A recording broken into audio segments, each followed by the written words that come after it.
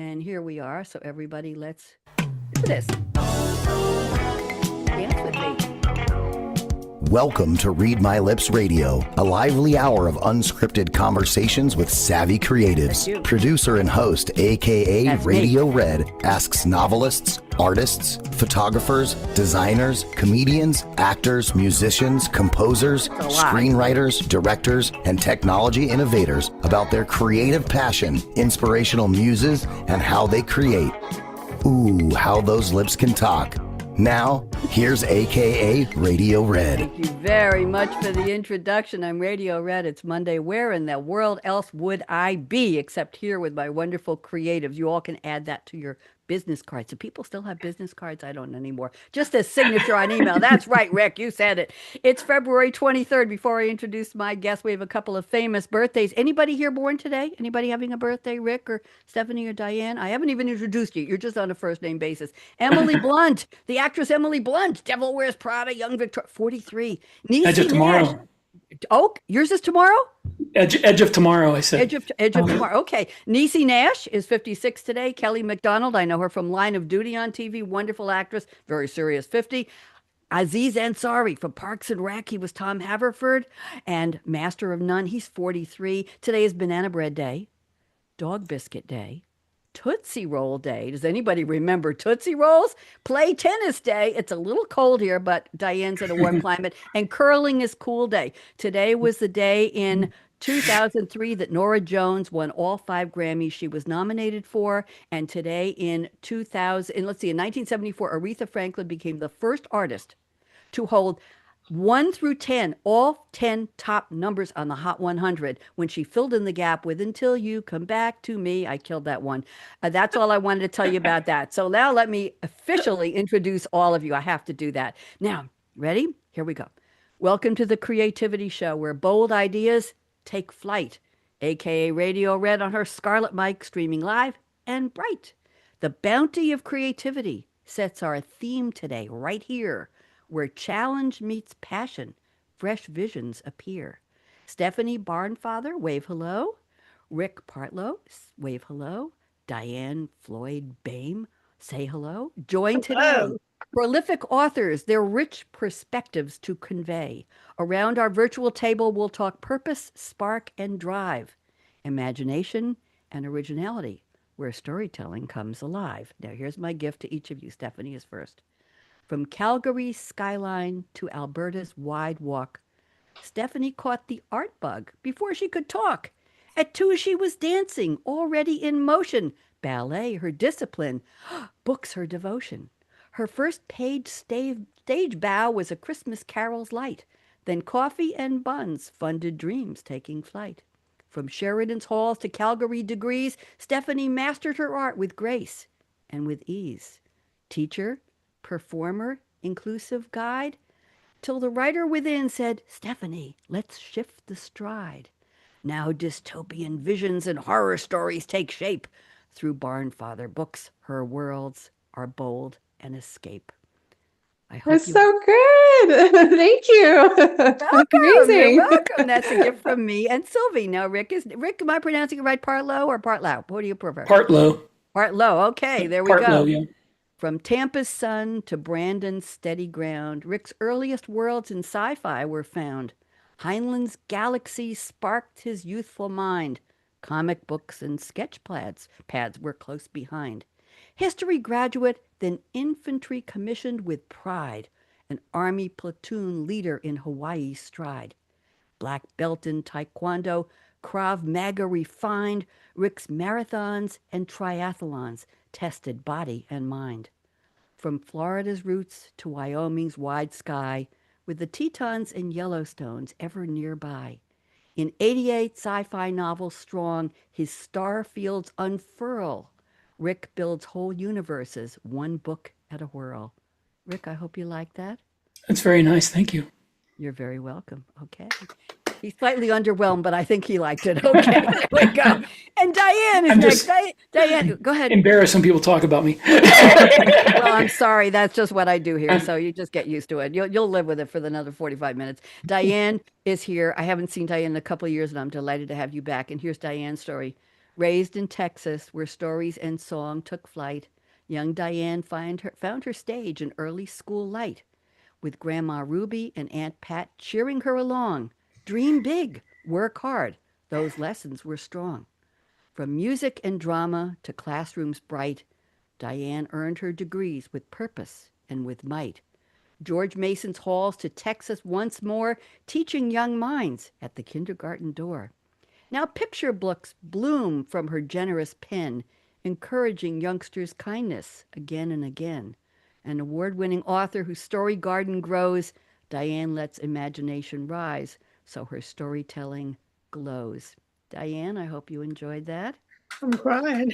Very good. Never had a guest cry before. Oh, So beautiful. I'm glad. Now let me finish. So gather around where the cool kids and the cool vibes sway. You're all cool right now as we dive deep into creativity today, aka Radio Red's energy lights the way. We hope to inspire you to live large, love life, and play.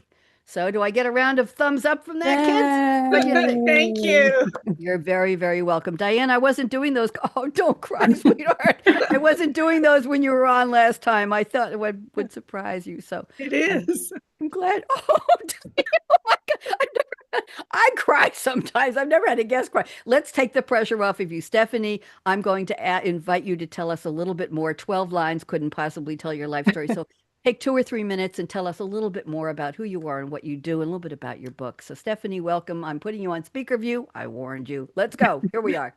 Well, thank you so much. That was an amazing introduction. I'll just sort of build off of what you already said. I did start in performing arts and about 5 years ago, moved from education into writing books full time. And I love it. I've always loved books. I've always loved reading. And I'm incredibly grateful to be able to do this, write and read and review books, and not just write books, but create short fiction on Substack, which is what I'm currently doing. And yeah, I write dystopian fiction with a lot of horror, a lot of surrealist, speculative ideas, upside down ideas, crazy things, as much as I can coax out of reality and spin it on its head. That's what I love to do. So I've got 3 novels that are in my Canuckia series, which is a fictional, sort of humorous dystopian version of Canada. Very futuristic, very weird, very dystopian, as well as my 2 collections of dystopic satire. And I'm almost done my 3rd. I've got like 1 short story to go and about 5,000 words. I should be done this week, first draft. So I'm really excited about that. And then these sort of mini publications over here, which are just straight up Canadian horror, really messed up. It's fun. Yeah, so I was going to say something silly. How did a nice girl like you get into horror and dystopian? Oh, where, so nice. Where'd that come? Where did that, well, the mind. Where did that come from? What was the need? I started in the arts world, representing other people's stories. So as a performer and bringing other people's ideas to life. And I just got excited and a little, I don't want to say bored, that's not correct, but a little uninspired, I should say, with the limitations of certain expectations. I'll just say that with certain stories. And I really wanted to push the boundaries and I wanted to try something new. And I really wanted to explore a side of storytelling that I hadn't been exposed to growing up. And so that's sort of where I was really fortunate to work with a bunch of artists a few years ago who were completely comfortable looking at the underneath and the unknown and the uncanny, and loved it. Met some great visual artists who and kind of went down the surrealist pipe for a while, exploring things there, and was really excited by it. I love new things. I love a challenge, and I really like to break rules. That's one of my favorite things. So yeah. Stefanie, yeah. I have one complaint. Would you bring a little energy to the show? I'm teasing you.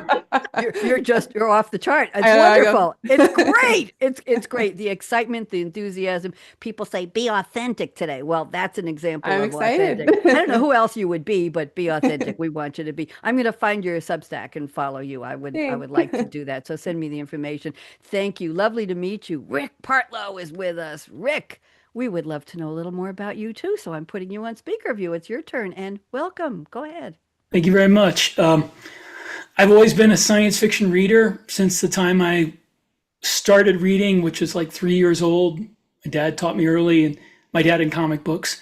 And I went to the library and just checked one out after another and read all the classics. And at some point, I was disappointed by the lack of more classics that I could read.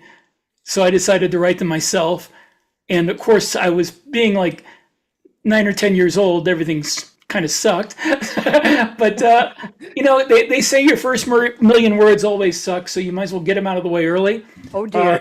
I'm only up to 25,000. I got a ways to go. Go ahead. So I got those out of the way before I was a teenager. And then once I was in college, I got more serious about writing. And after I got out of the Army and had more time, I really sat down and dug in and wrote my first 2 books that I thought at the time were ready for publication.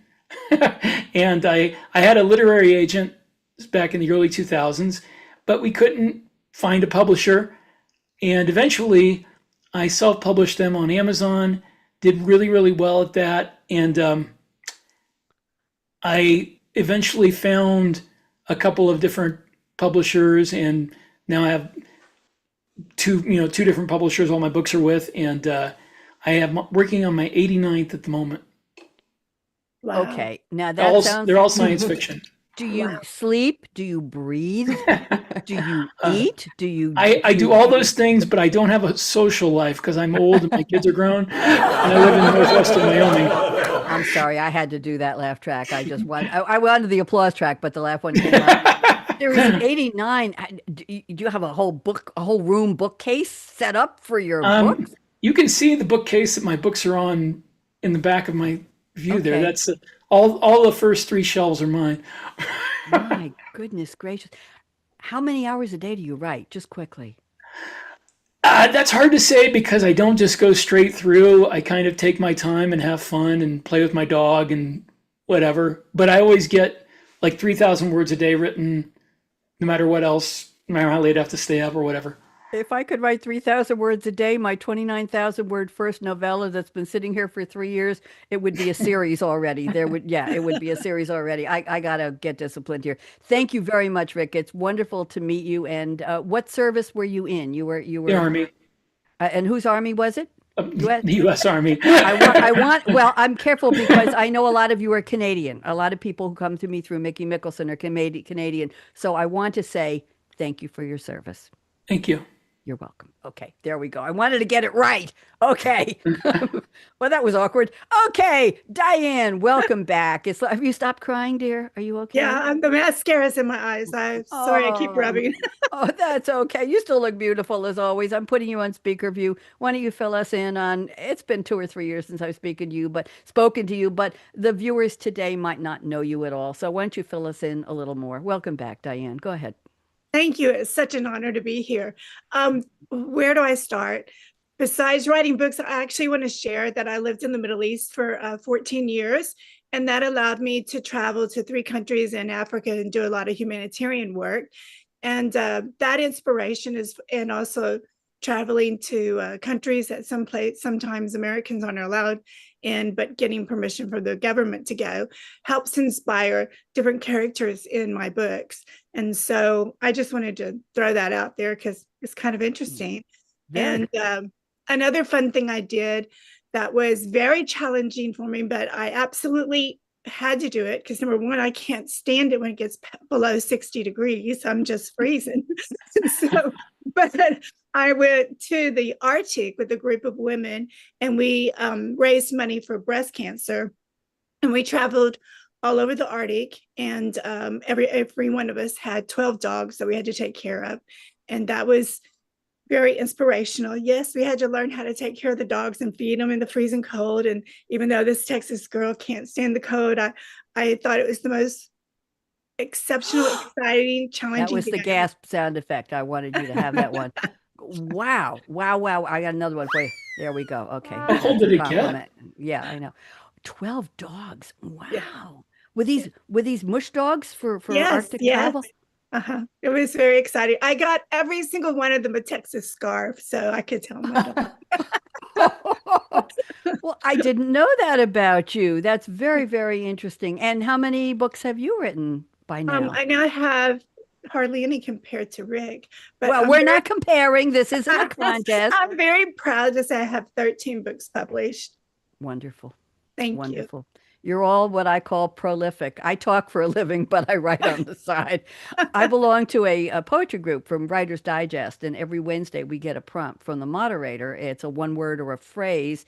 And in the months of April, which is coming up soon, April and November, we get a prompt a day. It's a PAD. It's called a PAD challenge. But we're not challenged to write against it. It's not a competition, but we comment, we give thumbs up and we make comments. It's done on a disq.us website. It's free.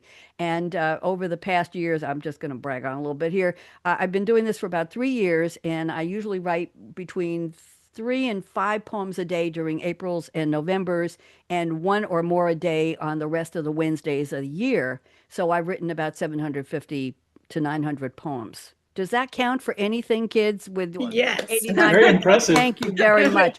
A few of them are Incredible. published in a little PDF I sent to friends, but I'm going to do more. And it's just a lot of fun to write. I'll tell you, I'll read some of mine later, but I have one I'm dedicating to all of you at the end of the show today. It's an acrostic. And I think I you'll couldn't do write it poetry to right. save my life, so Me either. Poetry today is different, Rick. It's not rhyming. I write what I call limericks.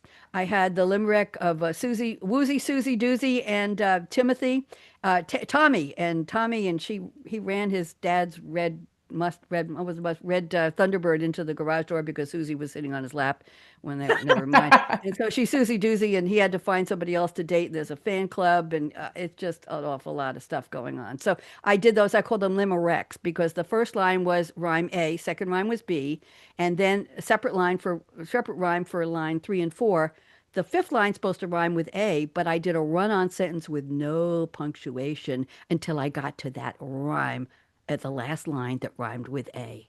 And it was A, A, B, B, A. That was the rhyme scheme. And it was crazy. And I just felt, so I did those characters, Rick. I did the same format every week. I did 1 or 2 of the story of Timmy, Tommy, whatever, and the limericks, yes. And now I have a different format I'm using. I'll tell you about it later. Okay, let's move on. Thank you so much for the introductions. You're all fascinating people. And Stefanie, we're going to start with the fictional quotes. I asked each of you to send me a quote from a fictional character in a movie or a TV show or a song lyric. I've done this before. That's why I say it with my eyes closed. And I'm going to read the quote with a little background, and I'd like you to explain what it has to do with your own creativity. So Stefanie has picked one of the most beloved characters in recent TV years, and the show has not been canceled. It's coming back for season 4, and we all cannot wait. On Apple TV, the season is series Ted Lasso, played by the wonderful Jason Sudeikis. Sports, comedy, drama, Apple TV, started in 2020, and it's been renewed. And Stefanie picked a quote from season 1, episode 1, the pilot, August 14th, 2020. I can't believe it was that long ago. Series follows Ted Lasso, an American college football coach, unexpectedly recruited to go to the fictional English Premier League soccer team, AFC Richmond, even though he has no experience with soccer. And the woman who owns it, well, she's trying to get back at her unfaithful ex-husband, Rupert, and she wants him to ruin the team, but everybody loves Ted, and that's the way it goes. So here is the line. Here's the scene. Ted walks in and he says, "Hey, how y'all doing? I'm Ted Lasso, your new coach. You must be Ms. Welton." And Rebecca Welton, played by Hannah Waddingham, says, "Please call me Rebecca. Ms. Welton's my father." And the line that Stefanie picked is the following one. Ted says, "If that's a joke, I love it. If not, I can't wait to unpack that with you later." So, Stefanie, I like to do the scene rather than just the line. Good. So Yeah. Stefanie, why don't you take 2 or 3 minutes and tell us what this has to do with you? Go ahead. Absolutely. First of all, I love that show. I love that line. What that line means to me and how it relates to my writing is pretty straightforward. I approach all of my stories through the lens of openness and being excited and humor, good humor, and with the intention to represent my characters and my ideas with just a big heart and a forgiving, compassionate mind. And Usually along the way that works, but sometimes it will take a bit of a detour and all of a sudden I'm writing dystopian fiction and horror stories and my body count is really high and I don't understand how this happened. But I don't mind, because when those sorts of things show up in my work or in my process, throughout my creative process, I just like to unpack it. I'll unpack it later. I'll put a little bookmark or a little note and say, this maybe doesn't work in this book or this story or this poem. I do write poems, but I would love to look at it more deeply in another piece. Actually, that's how the book series I wrote came to be. I was working on a completely different series, and to sort of clarify my ideas, I started writing short fiction, short stories, a lot of which made it into my collections, and then realized I preferred the world I was developing in these short stories than in the novel series. So I threw the novel series in the garbage and started from scratch and started building on this world that I had just looked in the window, looked through little peeks and, I'm going to unpack that later. And then now I've been unpacking it for 5 years. So, and so that's my creative process is very much like, let's have some fun, but that's weird. Oh, hey, that's actually really cool. Let's look into that a little bit more deeply. And I wasn't sure what part of that quote in that scene you were going to talk about, and it was the word unpack. Mm-hmm. Very clever, Stefanie. Very, very. I'm giving you a thumbs up there. Very, very clever use of a quote. I haven't seen any Ted Lasso quotes used quite that way, and we're all hoping that they come back soon, because we've waited till it was like, okay, three seasons, that's the arc for the characters in the show and everything, and we're done. And then everybody said, how dare you, we want more. So supposedly it's coming. So thank you very much, Stefanie. Rick is next. Rick has picked a quote from the film Serenity, 2005 sci-fi film. The character is Mal Reynolds, played by one of my favorite actors, Nathan Fillion. And Nathan Fillion, I first met him, through the series Castle. Do you remember Castle? It was a cop show. And he was a creative writer who had a daughter who was, family was very interesting in the back, not so much background, but he was inspired to join a cop team, if I could say, detective team, and he went on calls with them and tried to solve murders with them, and it was fascinating. He's now on The Rookie as an older guy who gets involved as a cop, and I didn't know anything about Serenity. I don't watch sci-fi, so shame on me. Mal Reynolds, the character, is a charismatic, cynical captain of the Firefly class transport ship Serenity in the cult sci-fi franchise created by Joss Whedon, spanning the 2002 series Firefly and the 2005 film Serenity. He's a veteran brown coat sergeant leading a ragtag crew on the fringes of space. Sounds way out of my comfort zone here. And here's the quote Rick has picked. This is a good one. I aim to misbehave. Okay, Rick, talk to us. We're loving this. Go ahead. First of all, I have to say I love the series, but the movie is much better than the series. Okay. The quote is made in the movie when he's like, they're saying, you can't go up against the government and the corporations and all this that are trying to keep all this stuff secret. But for me, you have to understand, when I tried to get published, science fiction was changing. The type of science fiction that I really loved was the classical Heinlein style science fiction. And I also had grown to really like cyberpunk in the 80s with William Gibson, which you may not be, if you don't know science fiction, but he did the whole stuff that you look at the Matrix, that's all cyberpunk. And I also grew to appreciate the 90s military science fiction, but nobody was combining all that. And that was kind of something that you couldn't do, you couldn't get away with. Nobody was writing classic science fiction anymore, and certainly nobody was combining all that stuff into one. So I did it, and I like making my own way. I aim to misbehave, not follow the rules that people set up for. I can write military science fiction and have it marketed in that area, but I put everything I want into it, all the cyberpunk, all the classic space opera elements, whatever I want. Okay, I'm the girl who takes the last line of the limerick and makes it 2,500 words and finally rhymes it. So tell me about misbehaving. Tell me about breaking the rules. I think we agree, and when I close the show, you'll hear something in my closing about that too. Bravo. Now I have to give you a proper applause here. Hold on, let's get the soundtrack. Where are we going here? Can I find it? Can I find it? Here we go. There we go. That's for you. Can you hear that, Rick? There we go. That's for you. And was there a Broadway show, Ain't Misbehavin', or a song from A way back in song. the day? Yeah. A song. Ain't misbehaving, saving all my love for you. Is that it? There you go. Now Diane's really gonna cry. Save the Okay. moment. Okay, Diann. Thank you, Rick. Diann has given us a music quote from a wonderful song by somebody who left us way too soon. And tragically, the song is The Greatest Love of All, recorded by the wonderful, beautiful, talented Whitney Houston.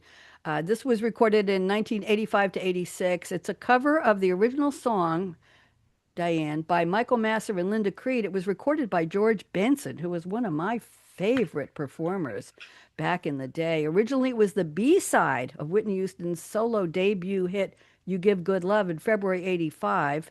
It was released by her Arista Records label as the sixth single from her debut album in 86. That's why I gave 2 years. In the U.S., it was her third consecutive #1 single on the Billboard Hot 100. Boy, sounds like an airplane about to land on my lawn here. Hope not. It's not a big lawn. 3 consecutive weeks. She's the first female artist with 3 Hot 100 #1 singles on the same album. Interesting. And here is the line Diann has selected. I believe the children are our future. Teach them well and let them lead the way. Now I'm going to cry, Diann. How dare you? Go ahead. How did you pick this, and what does this have to do with you, please? Because that's just totally me. I worry about the children today because so much of their childhood is not innocent anymore.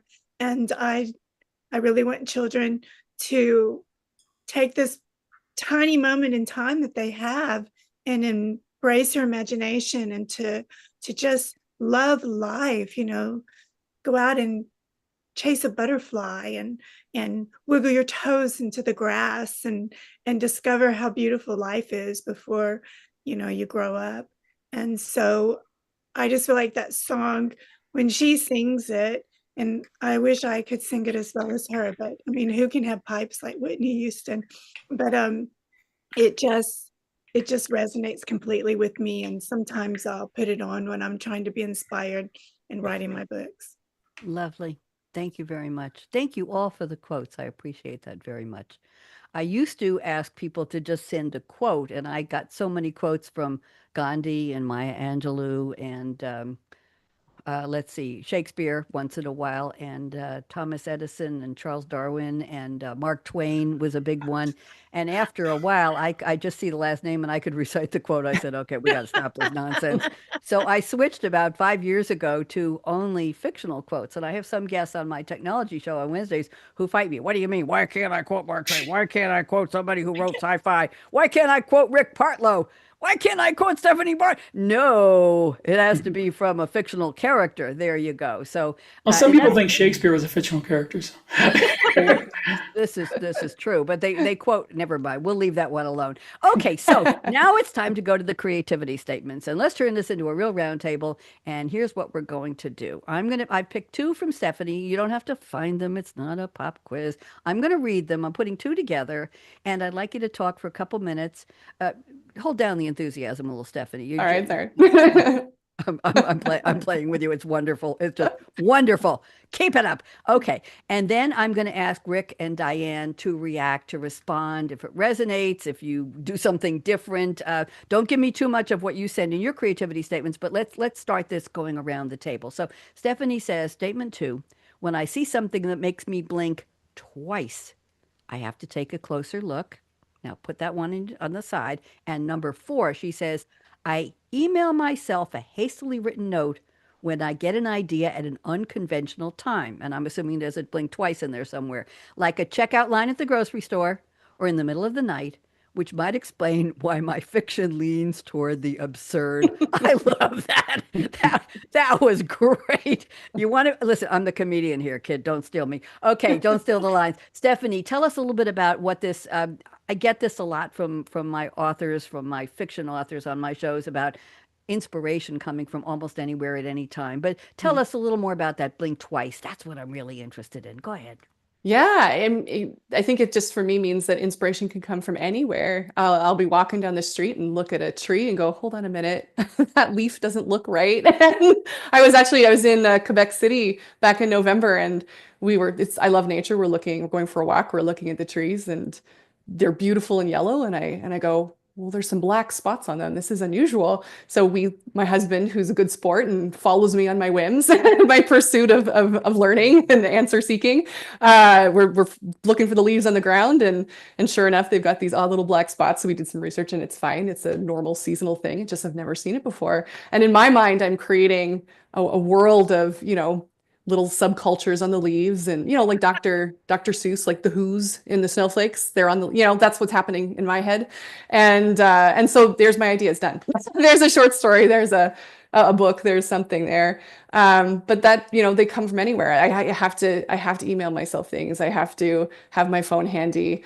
And I will sometimes open my email, and there'll just be tons of little weird undeciphered statements, and it just triggers all these memories of things I saw and were just a little unusual and made me think, and I need to look a little deeper. Like I said before, I need to explore it a little deeper. Names do that for me too. I was at the checkout. They're a grocery store, and the person who was bagging my groceries, I had never seen her name on her tag before, and send myself a surreptitious email to make hope she doesn't see. Oh, I got to note that. That's interesting. What are the roots or the origins? Got to look at that. And it's fun. It helps me come up with lots of ideas. I have a little quote later on in the show from David Byrne from Talking Heads, the band, the group, and he talks about the little beginnings. And what to do with them. And that's exactly what we're talking about. Diann or Rick, any comments back to Stefanie about hastily written notes to yourself, or something that makes you think twice, blink twice? Rick? I do the same thing with, I don't email them to myself, but there's like the notes app on my phone. I'm just constantly putting notes in there, like at the gym or the grocery store. Like something will come to me. I'll be like traveling somewhere, and I'll see a place name, and I'm like, oh, that sounds good. I need to save that. I'll write it down. So yeah, I totally get that. Very cool. Diann, anything for you? Yeah, I'm the same exact way, except I do a voice message to myself. Because I want to hear how it moves me, and so my voice will have it. So that's Isn't that interesting? You use the voice recorder on your phone, or do you actually call yourself one of your numbers, or how do you do it? I use the voice recorder on my phone and send myself a message going, oh, did you see the snake today? Oh my gosh. And that way I have the enthusiasm for my story. Last time I used a voice recorder, somebody was snoring next to me, and I wanted them to hear it. I'm sorry. It was terribly insidious. Stefanie, anything you want to say back to these wonderful people on the panel with you about their saving their thoughts? Yeah, I just think anything you could, I've Post-its as well. And I like the idea of hearing the tone of your voice, though. I might try that. That's because the emotion that's in there, and that can really color how the idea develops, or how much it resonated at the time, which kind of gives information about how much it should be pursued, or what direction. That's why I like the roundtable. We share ideas and we learn from each other, and it just gets really interesting. Okay, forget what I said about the snoring. He didn't know he snored that loud. I didn't erase it either.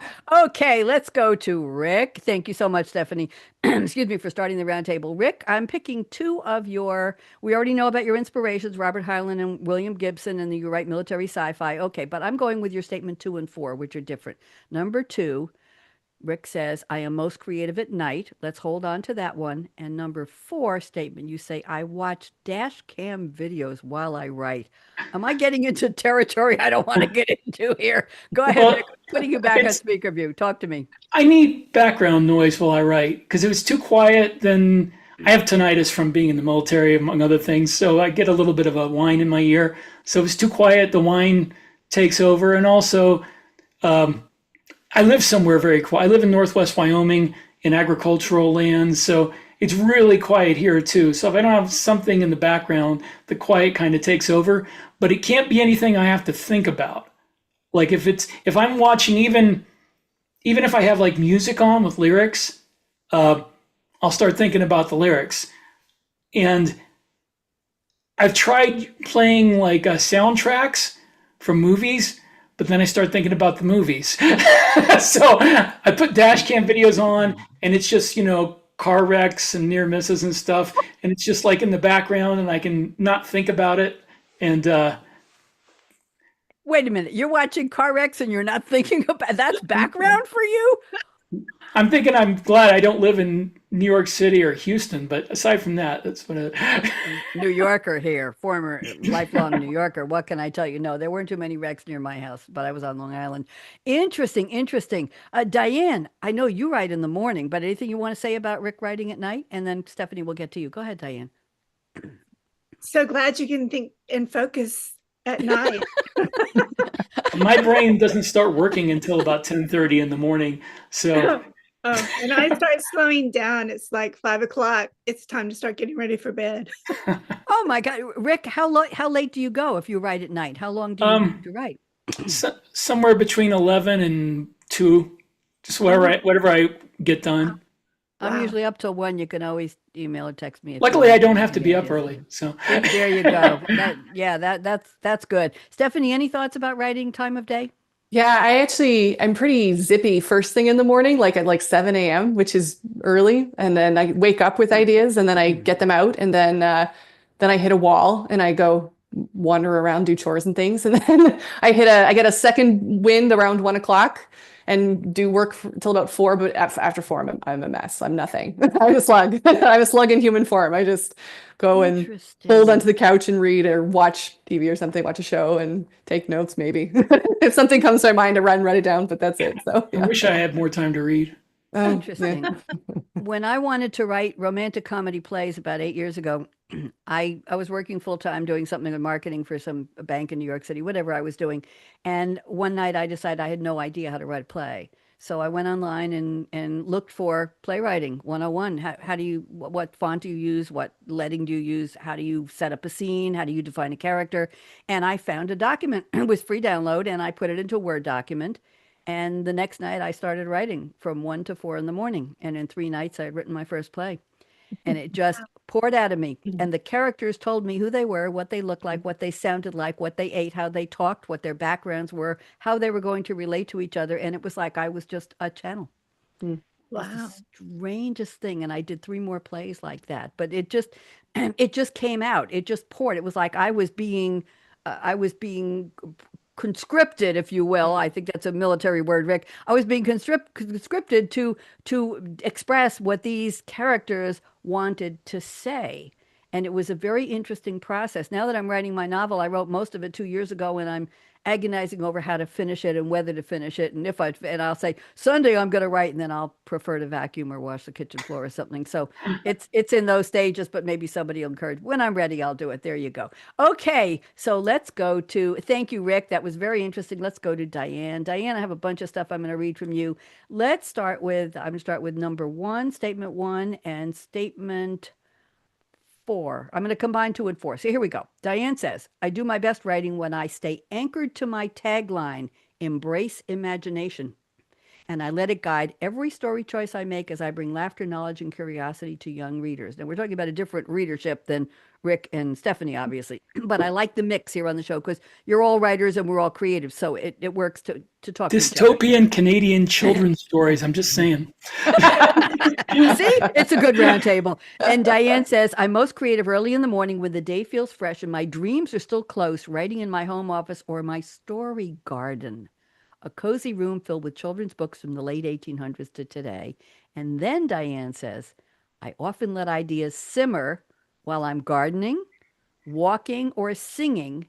And in the quiet of the night, I feel angels as my muse send whispers that grow into stories like Boomer Sees the Town and His Future Adventures. So we've got some nighttime, we've got walking, singing, gardening, we've got the morning, we've got the story garden, and we've got embrace imagination. Can you use Stefanie's quote word, please, and unpack this for us, Diann? Go ahead.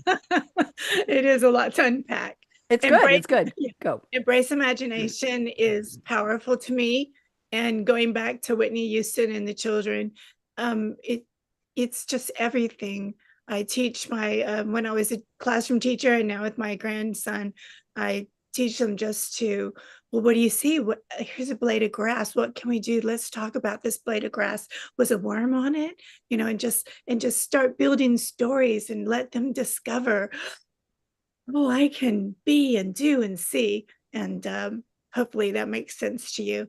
And before I go to sleep at night, I hope and pray that if there's an angel that's like, I didn't get to do something, that they'll let me help them get that message out. And so I try to open my mind to that. That's lovely. That's absolutely lovely. Rick or Stefanie, anything you want to say to Diann?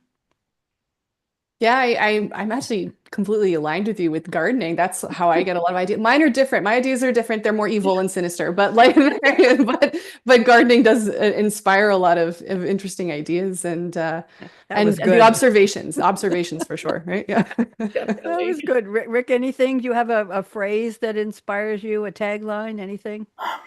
No, but I do get the working outside, helping to inspire you.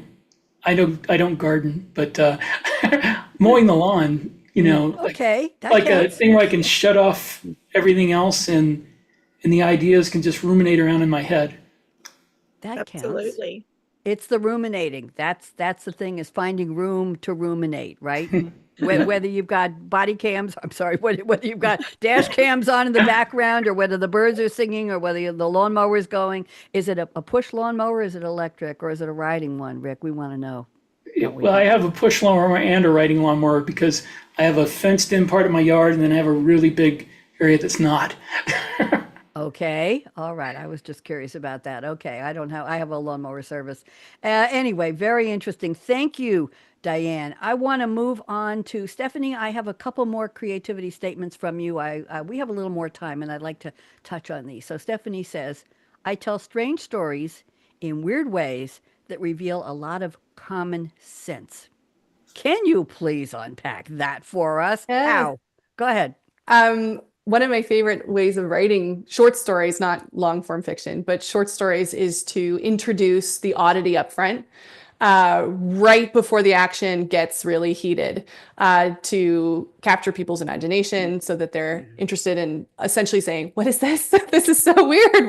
What is happening here? And then as the plot reveals itself, as the story unfurls, and the human characters start to interact with their very odd environment or the very odd problem they're facing.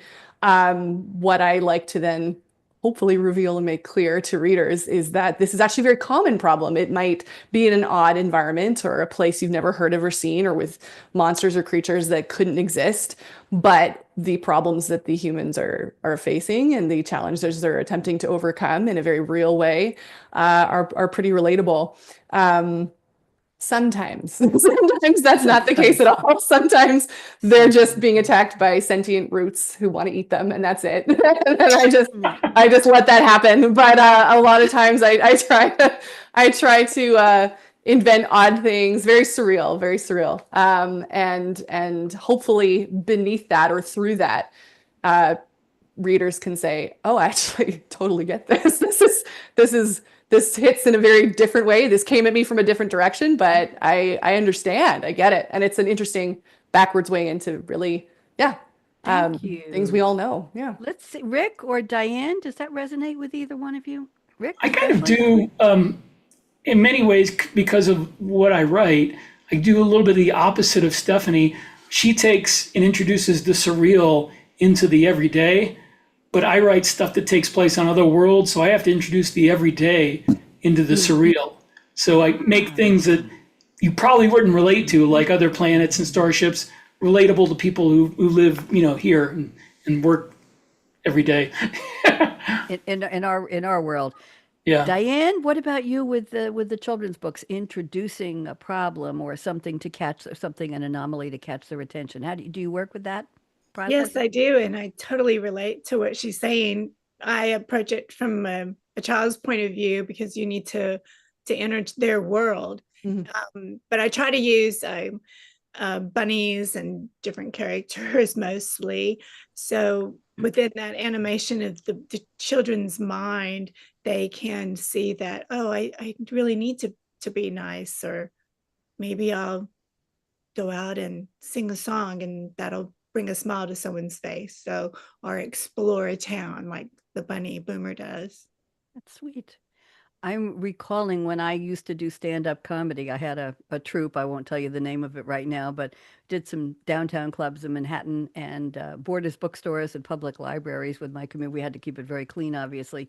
But one of the rules of stand-up was, Stefanie, I think you'll appreciate this. Start when you get on stage or wherever you're talking to people. Come up with whatever it is they notice first. If it's an anomaly, like, yeah, this nose is in 2 time zones, where we're Eastern and we're Central, or yeah, that arm isn't swinging the way I want it to because I just had it in a sling. I broke my arm. Something that they will notice that will distract them. It's like in selling, answer the objection before the potential client or a purchaser, buyer notices it. Come out with something that they possibly noticed that they will pay attention to, and then tell your story. Does that make sense to everybody a little bit? Come up with that one thing that will people say, oh my God, look at the nose on her. Well, not me, but anyway, the point is come up with something that they will notice and you're already relating to them through that comment. And then you can get on, then you've got their attention. That's it. And their trust as well, right? Yes. Like, hey, we're all in on it. I see it too. Absolutely. Absolutely. Rick, does this say anything to you? But yeah, you have to catch people early in the book and make them relate to the main character. It's kind of a save the cat type of thing, isn't it? Where you get somebody and you want to establish them as being relatable and positive, and you have them do something good, even if they have to do some bad things later. They save the cat or do something that makes the audience relate to them. Isn't that interesting? I've never heard that expression, but I get it. Thank you. I want to go to one more expression, one more statement from Stefanie, and then we're going to get ready to close. We've got about 6 minutes left, and we're 7 minutes. So Stefanie says, I am inspired by creators who embrace their duality, like romance authors who pen true crime on the side. So are we talking about their work or them as creator people? Stefanie, can you, I'm not sure where you're going with this, so can you share that with us? I think it's understanding that we all possess a duality, and the artists that lean into that in their work. Yeah, that's so a belief that we have we contain multitudes, everybody, and knowing how to coax out parts of ourselves that may not necessarily align in the way that other people accept it or see it necessarily, but that we get it and we see and are comfortable representing in our work and in ourselves. So yeah, I think the romance writer writing true crime on the side is a really good symbol of that. Somebody who embraces love and happy ever afters, but also, doesn't mind a little gore every now and then. Interesting. So that would be something you'd learn about an author in their bio or in the backstory of them in an interview or in the back cover. Diann, do you have a dual side you want to share with us? I totally relate. I love romantic comedy, but in the evening, I want to watch nothing but crime and solving it and figuring out the mystery and how dare them. I have something to tell you. Rick, what about you? Or you have a duality to you as a creator? Well, I guess I'm a little boring in that I am very... I don't think so.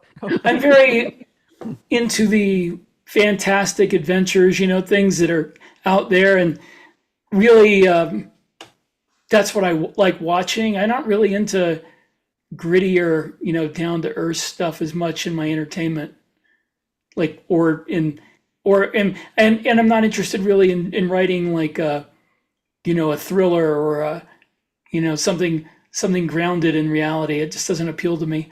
But you mow lawns, and we know that now. So yeah, we've got talking about being grounded.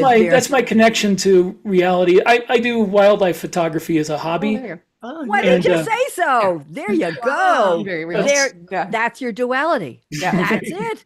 Yeah. That's it. See what we brought out. See, this is why we talk around the table. I don't do interviews anymore. I just want to get everybody together and have a good time.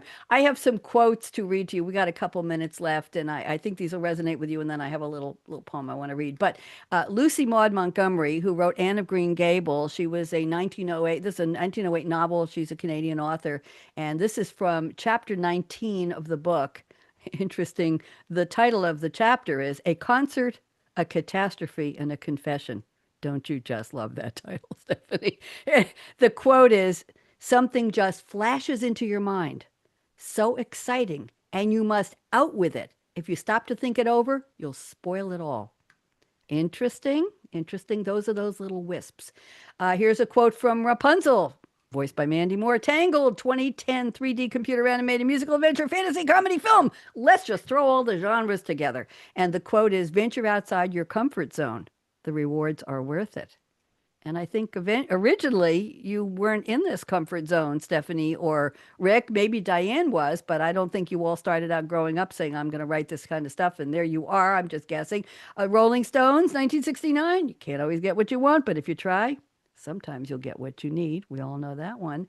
And from Glinda the Good Witch of the North, played by Billy Burke, the original Wizard of Oz, 1939 fantasy film. You had the power all along, my dear. Everybody remember that? Thank you. Jordan says 4 minutes. David Byrne, the quote is from Little Beginnings. It was his trick he used in an interview in 2023. He says, you're already more creative than you think. Just need to pay attention, more attention to your ideas. He says, sometimes I just have the title of a song that comes to me and I write it down. And I say, expand on that. I think there's something there. And I have it in my computer, a whole lot of musical ideas that may be just a melody, a nonsense word, awaiting something more. But I need something to start with. It's hard to start from nothing. I'll accumulate these very little beginnings. And when I come back, I've got something to build on. I thought you'd all appreciate that. And let's see, I have one from, I don't have any more quotes. I'm going to read you my acrostic before we finish here, and then stick around and we'll talk afterwards. So here's my gift, another gift to all of you. The prompt from the moderator on July 24th, 2024, that was a Wednesday, was night shift. Write a poem, something about night shift. So I took the letters NIGHT, SHIFT, and I made an acrostic. I will lean in a little bit when I read the word for each letter. Don't try to find them, but they're there. Here we go. This is dedicated to all of you. Never quite really at rest. It's the life of a creative. Going, gripping, gyrating, growling, groaning, growing, highs and lows. Flowing on a mental Mobius strip. The days are the nights are the days again. Shifting off and on, into and out of gear, hoping for unique brilliance even once. It's a calling, command, curse, roller coaster, finding eureka, euphoria, amid frustration, fears. Thus is the life of the creative. And I dedicate that to the three of you. I hope you enjoyed that. Diann, are you crying again? Yes. Okay. I got you. And here's one that'll make you silly. This was write a blank like blank something. So I took the word blank like blank, and it's believe in love always. Never kiss a leprechaun in a kayak. Every boat's like a nervous kangaroo. Rick, you can smile now. Okay, we're going to close out. We're going to close out. He's like, what is she talking about? Okay, Jordan's giving me the 2-minute signal here. So let me read this. Top 10 tips for women in 2014. I used to close my shows with this, and I saved, thank goodness for saving notes, Stefanie. Here we go. The number one tip was aspire to be Barbie. The biatch has everything. This was 10 years before they made the movie. And Rick, for you, don't get your knickers in a knot. It makes you walk funny. We'll leave that one alone. Okay, final words. Life is short. Well, if I were Ken, I wouldn't have to worry about getting my knickers in a knot. There we go. Life is short. Break the rules. Forgive quickly. I'm still trying to figure that one out. Kiss slowly. Oh, yes. Love truly. Laugh uncontrollably. Everybody laugh with me. 1, 2, 3. Oh, come on. You can do better than that. But we don't have to. There we go. And never, ever, ever regret anything that made you smile. Final words. Work like you don't need the money. Dance like no one's watching. When I taught disco in high heels in a high school cafeteria near Eugene, Oregon, and they didn't have a stage and I had to teach on top of a Formica tabletop, everybody watched. 250 students, disco lined it. I never fell, but boy, did they watch. Sing like nobody's listening. I didn't sing too much tonight. And love like you've never been hurt. We all have. Let your heart regroup, regrow, and come back and love again.